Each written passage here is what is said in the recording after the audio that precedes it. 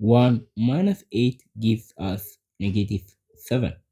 And again, here we have 1 minus 8, which again gives us negative 7. And negative 7 times negative 7 is equal to 49, because negative times negative is positive and 7 times 7 is 49. But this answer is not correct, because according to the order of operation, PEMDAS, which I am going to write here the rule itself. So uh, according to the rule PEMDAS, P stands for parentheses, E stands for exponent, M and D stands for multiplication or division, A and S stands for addition or subtraction. According to this rule, the first thing we need to solve is parentheses, right?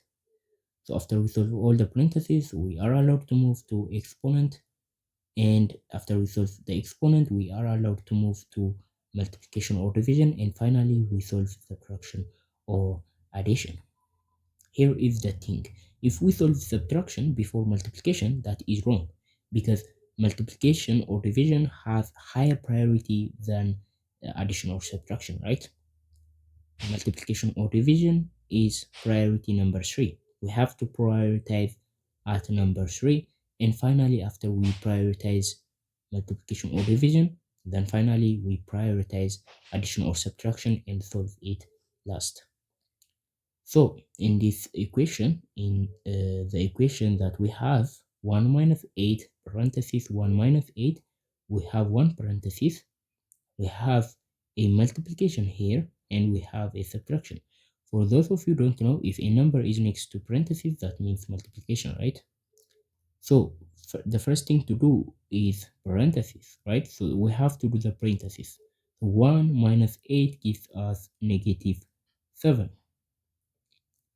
And the problem becomes 1 minus 8 times negative 7.